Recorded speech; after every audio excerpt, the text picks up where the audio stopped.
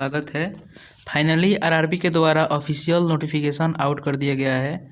जो वैकेंसी है, कितना वैकेंसी है और क्या इसका एग्जाम पैटर्न रहने वाला है, कितना वैकेंसी है, किस जोन में कितना वैकेंसी है, टोटल डिटेल में बात करने वाले हैं। अगर आप नए होंगे हमारे चैनल पर तो चैनल को सब्सक्राइब करके बेल बटन जरूर दबा देंगे। और रेलवे भर्ती के अभिनव आनी शुरू हो गई है, तो जितनी भर्ती आएगी आप चैनल से जुड़े रहेंगे तभी आपको फ़ायदा मिलेगा।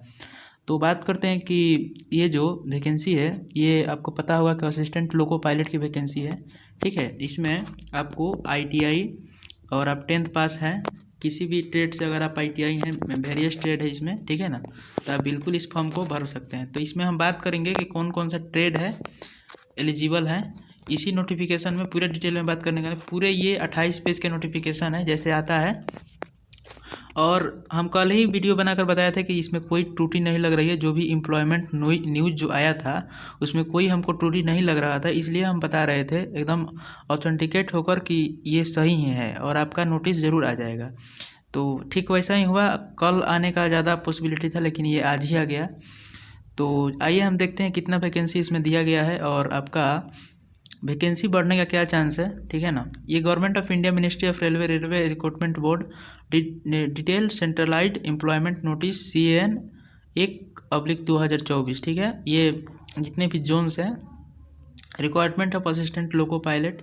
ठीक है, यहाँ पे फोटो दिया गया है, आपका जो जॉब होगा वैसे ही आपको मिलेगा। ठीक है, और यहाँ पे स्पष्ट लिखा गया है कि ओपनिंग डेट ऑफ अप्लीकेशन तो 20/1/2024। ठीक है, यानी कल से ये ओपनिंग हो जाएगा। और closing date of submission of application 19/2/2024, यानी 19 फरवरी 2024 तक इसका लास्ट डेट रहने वाला है।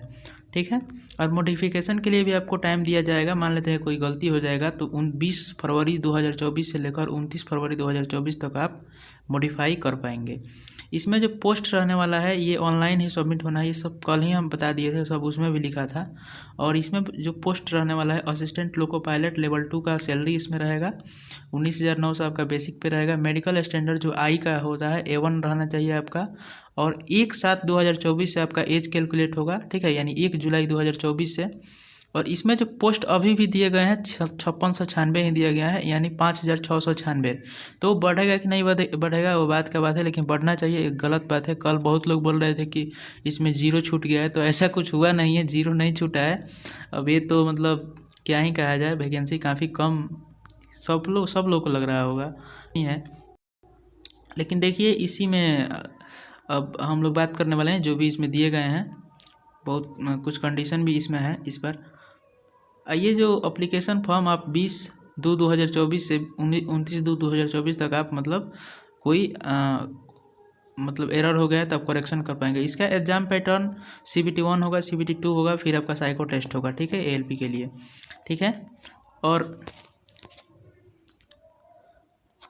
आप देखिएगा इधर सब इसमें जोन वाइज भी दिया गया है। आप कोई भी मतलब एक ही जोन में आप मतलब फॉर्म फिल कर सकते हैं। ठीक है, यहाँ पे फ्री ट्रेन ट्रेवल फैसिलिटी भी दिया जाता है, SC ST जो कैंडिडेट होंगे उनको दिया जाता है। ठीक है, तो इसमें तो बहुत पहले से दिया जा रहा है। और यहाँ पे A1 general physically fit in all respect. Distance vision जो होता है, यानी आपका 6/6 रहना चाहिए without glasses with fogging test must not accepted +2 dioptre. Near vision 0.6 without glasses must pass test for colour vision, binocular field of vision, night vision, mesopic vision, ये सब test होता है। ठीक है ना, और यहाँ पे ये सब आप लोग अच्छा से एक बार रीड कर लीजिएगा, टेलीग्राम चैनल पर जुड़ जाइएगा, वहाँ पे स्पष्ट वहाँ पे भेज दिए हैं ये नोटिफिकेशन। आपका एज जो काउंट होने वाला है 1/7/2024 से काउंट होगा और 18 से 30 साल आपको एज मिलेगा। एज रिलैक्सेशन के लिए SC ST जो कैंडिडेट होंगे उनको 5 साल के लिए एज रिलैक्सेशन मिलेगा और OBC के लिए 3 साल का एज रिलैक्सेशन मिलेगा। ठीक है, बाकी आप लोग अपना समझ देख लीजिएगा। इधर यहाँ पे lower age limit date of birth all candidate 1/7/2006 के बाद कहीं होना चाहिए, मतलब उससे पहले का होना चाहिए। लोअर एज लिमिट इसमें कहा गया है। कैंडिडेट को यहाँ पे एप्लीकेशन फ़ी देना पड़ेगा for all candidate except category mention serial number 2 में, जैसे SC ST ex serviceman, female transgender, EBC category से जो होंगे। EBC category caution for candidate EBC should not be confuse with OBC और EWS। तो इनको 250 रुपये देना है। और ओबीसी के लिए, जनरल के लिए इनको कितना देना है, तो 500 रुपये देना है। तो ये 250 रुपये जो देंगे उनका पूरा रिफंड हो जाएगा जब आपका CBT 1 हो जाएगा। और आपका जो 400 रुपये रिफंड होगा CBT 1 जब ये EBC वाले 400 रुपये जनरल और OBC वाले लोग को, EWS वाला लोग का 400 रुपये रिफंड होगा जब आप स्टेज 1 आप एग्ज़ाम जब दे दीजिएगा तब।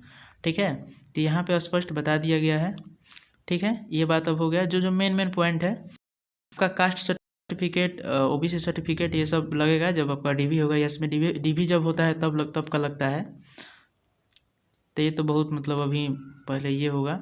यहाँ पे जो रिक्रूटमेंट प्रोसेस क्या रहने वाला है, आपका फर्स्ट स्टेज होने वाला है CBT 1, CBT 2 होने वाला है, फिर आपका कंप्यूटर बेस्ड एप्टीट्यूड टेस्ट होने वाला है यानी CBAT जिसको आप बोलते हैं। उसके बाद डॉक्यूमेंट वेरिफिकेशन होगा, फिर मेडिकल होगा। ये 5 स्टेप से आपको गुजरना पड़ेगा, तब जाकर आपका प्रोसेस आपका कंप्लीट होगा। ओनली 1 RRB यहाँ पे आप अप्लाई उसमें कर सकते हैं। ठीक है, अब बात करते हैं कि यहाँ पे फर्स्ट स्टेज CBT 1 में क्या क्या यहाँ पे पूछा जाना है। तो 60 मिनट का आपको टाइम दिया जाएगा, 75 क्वेश्चन होगा, 75 मार्क्स का होगा, 1/3 नेगेटिव मार्किंग होगा। और EWS को 40% लाना जरूरी है, और OBC NCL को 30% लाना जरूरी है। SC को 30%, ST को 25% लाना जरूरी है। तभी आप CBT 1 में क्वालिफाई कर पाएंगे, लेकिन इससे होगा ना, इससे ज़्यादा मार्क्स आपको लाना पड़ेगा तभी आपको CBT 2 में आप जा पाएंगे। ठीक है, ये सिलेबस दिया गया है, तो आप वीडियो को पॉज करके देख लेंगे। सिलेबस पर एक डिटेल वीडियो बन जाएगी। ठीक है ना। सेकेंड स्टेज आपका जो होगा 2 पार्ट में होता है, पार्ट A और पार्ट B में। ठीक है ना। तो सेकेंड स्टेज में आपका 100 क्वेश्चन, पार्ट A में 100 क्वेश्चन रहेगा, 90 मिनट आपको टाइम दिया जाएगा। पार्ट B में 60 मिनट के लिए टाइम दिया जाएगा, और 75 क्वेश्चन रहेगा जो ट्रेड से रहेगा आपका, जो आप जिस भी ट्रेड से ITI किए हैं उस ट्रेड से आपको रहेगा। यहाँ पे CBT 2 के लिए यानी 15 गुना आपको मतलब बुलाया जाएगा। ठीक है ना। CBT 2 के लिए 15 गुना बुलाया जाएगा, यानी CBT 1 आप जब एग्ज़ाम दीजिएगा तो उसमें से आपको 15 गुना बुलाया जाएगा CBT 2 एग्ज़ाम के लिए। ठीक है, तो ये आप समझ गए होंगे। ये कुछ सिलेबस दिए गए हैं, पार्ट A और पार्ट B का भी सिलेबस दिए गए हैं यहाँ पे। सिलेबस ऑफ पार्ट B, तो पार्ट B जो ओनली क्वालिफाइंग होता है, आप 35% आपको किसी भी कैटेगरी में है आपको लाना जरूरी है पार्ट B में। बस आप 35% ला लीजिएगा, आप क्वालिफाई हो जाएंगे। ठीक है, और जितने भी यहाँ पे स्पष्ट लिखा गया है कि candidate with ITI trade apprenticeship qualification will be required in the section having question of their trade, मतलब जो भी आपका ट्रेड होगा उसी से आपको क्वेश्चन पूछने का देखने को मिलेगा। तो आप जान गए, यहाँ पे कुछ कॉम्बिनेशन दिए गए हैं। ठीक है, part B qualifying test CBT 2 qualification wise grouping of trade subject. तो अगर आप इलेक्ट्रिकल इंजीनियरिंग किए हैं तो आपको ट्रेड इलेक्ट्रीशियन से इंस्ट्रूमेंट मैकेनिक वायरमैन ये सब का देना पड़ेगा। अगर आप इलेक्ट्रॉनिक इंजीनियरिंग कॉम्बिनेशन ये सब अगर आप किए हैं तो आपको इलेक्ट्रॉनिक मैकेनिक ये सब का आपको पेपर देना पड़ेगा। Mechanical engineering combination various system, mechanical engineering से किए हैं तो फीटर भी ले सकते हैं, मैकेनिक डीजल भी ले सकते हैं।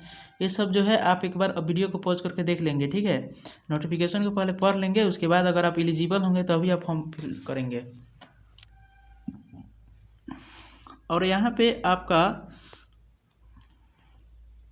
कंप्यूटर बेस्ड एप्टीट्यूड टेस्ट, यहाँ पे 8 टाइम कैंडिडेट को बुलाया जाएगा। किसके लिए? तो कंप्यूटर बेस्ड एप्टीट्यूड टेस्ट के लिए, यानी साइको के लिए 8 गुना कैंडिडेट को बुलाया जाएगा। जितना सीट रहेगा उसके 8 गुना कैंडिडेट को साइको के लिए बुलाया जाएगा। ठीक है, और यहाँ पे डॉक्यूमेंट वेरिफिकेशन होगा आपका बेस्ड ऑन मार्क्स और merit of candidate part A of CBT, part A of CBT 2 और पार्ट B ऑफ CBT 2। उसका स्कोर पहले CBAT जो साइको होता है उसका मतलब जितना नंबर ऑफ वैकेंसी होगा उसके अनुसार आपको शॉर्ट लिस्टेड किया जाएगा डॉक्यूमेंट वेरिफिकेशन के लिए। ठीक है,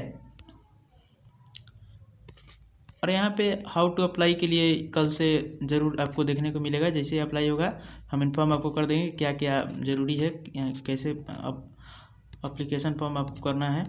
और देखिए अभी बहुत से टीचर के द्वारा कुछ इनिशिएटिव लिया जाएगा वैकेंसी को लेकर। वैकेंसी ज़रूर बढ़ने का चांस है, ऐसा बात नहीं है कि इतना ही वैकेंसी रहेगा। वैकेंसी बढ़ना ही चाहिए, क्योंकि 5 साल 6 साल के बाद एक तो वैकेंसी आई है, और वैकेंसी न बढ़ना बहुत ही मतलब गलत बात है।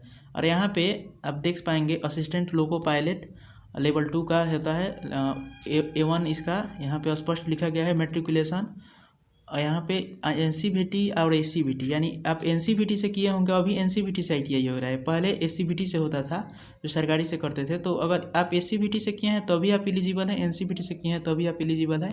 और यहाँ पे कई तरह का ट्रेड दिया गया है, तो इस ट्रेड में अगर आप आते हैं, इस ट्रेड में इलेक्ट्रीशियन हो गया, फिटर हो गया, मैकेनिक डीजल हो गया, मैक्सिमम यही लोग करके रखते हैं। तो अगर आप इस ट्रेड से हैं तो आप बिल्कुल अप्लाई कर पाएंगे, ठीक है। तो ये आप समझ ही गए होंगे। और यहाँ पे अब ये जोन वाइज यहाँ पे वैकेंसी दिया गया है, ठीक है ना। तो आप कमेंट करके बताइए कि आप किस जोन में आवेदन करने वाले हैं, ठीक है। इधर आप देखेंगे तो अहमदाबाद में टोटल जो पोस्ट है 238 है, अजमेर में 228 है, बेंगलोर में 473 है, भोपाल में 219 है, ठीक है, भुवनेश्वर में 280 है, बिलासपुर में आपका देखेंगे तो बिलासपुर में थोड़ा सा ठीक ठाक वैकेंसी देखने को मिल रहा है आपको। बिलासपुर में लगभग 1192 और 124 दो मतलब यहाँ पे दिया गया है। तो मतलब यहाँ बिलासपुर में 1300-1400 वैकेंसी है। तो ऐसा बात नहीं है कि बिलासपुर में इतना वैकेंसी है तो यहीं पे सबसे ज़्यादा यह भी हो सकता है कि फॉर्म फिल हो जाएगा, ठीक है ना, क्योंकि ज़्यादा वैकेंसी लोग देख कर यहीं पे फॉर्म फिल कर देंगे। तो ये ध्यान से आप लोग को फॉर्म फिल करना है, ठीक है। चेन्नई में आपका 148 पोस्ट है, ठीक है। इधर गोरखपुर में 43 पोस्ट है, गोरखपुर में सबसे कम पोस्ट दिए गए हैं इधर। और इधर देखेंगे कोलकाता में ईस्टर्न रेलवे में 254 है और ACR में 91 पोस्ट है।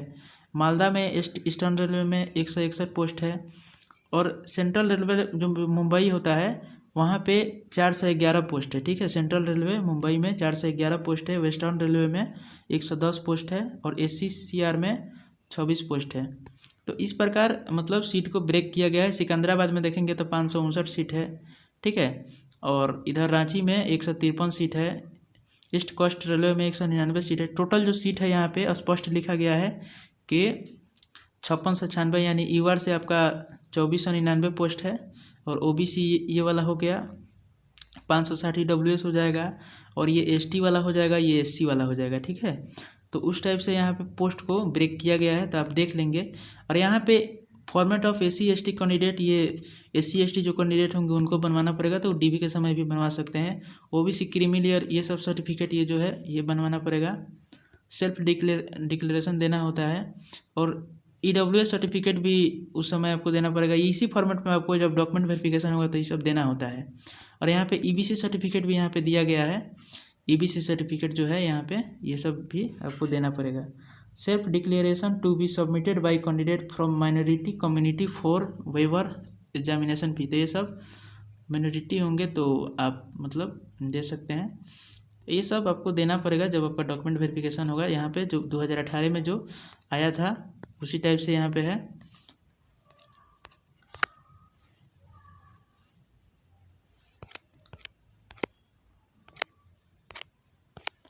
तो चलिए मिलते हैं फिर किसी अगले वीडियो में। आपका फाइनली नोटिफिकेशन आ गया है, और इसमें कोई भी डाउट अगर आपको हो तो पूछ सकते हैं। आपका वैकेंसी बढ़ने का पूरी चांस है, ठीक है ना। और आगामी अब वैकेंसी का आना रेलवे का तय हो गया है, तो बहुत सारी वैकेंसी आएगी। जैसे आपका RPF का बहुत जल्द देखने को मिलेगा, फिर आप RRB JEE का देखने को मिलेगा, ग्रुप D का भी देखने को मिल सकता है, NTPC का भी देखने को मिल सकता है। मतलब 2024 में बहुत रेलवे की तरफ से बहुत ही वैकेंसियाँ निकाली जा सकती है, ठीक है। तो चलिए मिलते हैं फिर किसी अगले वीडियो में। अभी टेक्नीशियन का सुनने में आ रहा है कुछ दूसरा टाइप से, तो देखते हैं आगे क्या होता है। मिलते हैं फिर किसी अगले वीडियो में। अपडेट के लिए आप चैनल को सब्सक्राइब करके रखें और बेल बटन जरूर दबा कर रखें, और इस वीडियो को ज़्यादा से ज़्यादा शेयर कर सकते हैं, ठीक है। चलिए दोस्तों, धन्यवाद, जय हिंद।